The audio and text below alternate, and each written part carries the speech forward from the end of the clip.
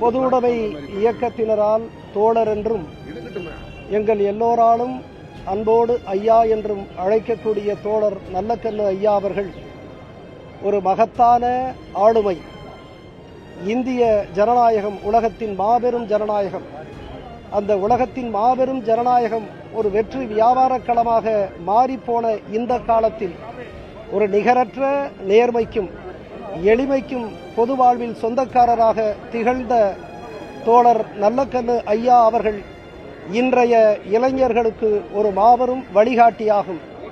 உள்ளபடியே அவர் விடுதலைக்காக வெஞ்சிரையில் வாடியவர், தமிழ்நாட்டின் உரிமைகளுக்காக தளராது போராடியவர்.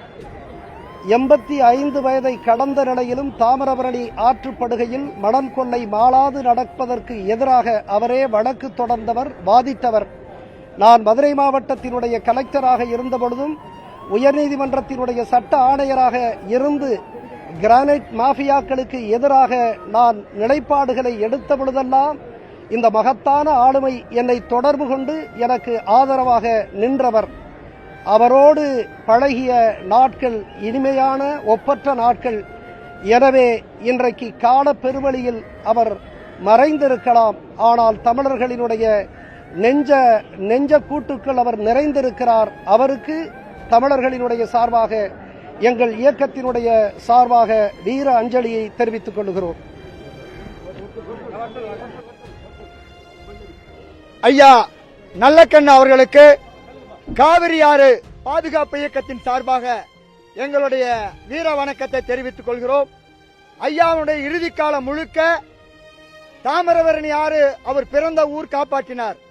ஆனால் கரூரில் காவிரி ஆறு பாதுகாப்பு இயக்கம் 2016 முதல் 2018 வரை எடுத்த தொடர்ந்த போராட்டங்களுக்கு, முழுக்க அத்தனை போராட்டங்களுக்கு உடனிருந்து செயல்பட்டது மட்டுமல்ல, தமிழ்நாட்டில் ஆறுகளில் ஆற்று மணல் அள்ளக்கூடாது என்ற உத்தரவை பெறுவதற்கும் காரணமாக இருந்தவர்.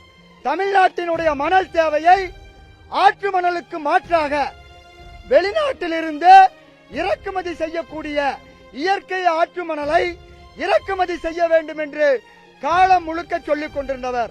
ஆற்று மணலும் வேண்டாம், இங்கே எம்சாண்ட் என்று சொல்லக்கூடிய செயற்கை கல் மணலும் வேண்டாம், வெளிநாட்டிலிருந்து கட்டணம் இல்லாமல் கிடைக்கின்ற இயற்கை ஆற்று மணலை தென்கிழக்கு ஆசிய நாடுகளில் இருந்து இறக்குமதி செய்ய வேண்டும் என்று சொல்லி தமிழ்நாட்டின் ஆறுகளை மலைகளை கண்போல் பார்த்தவர்.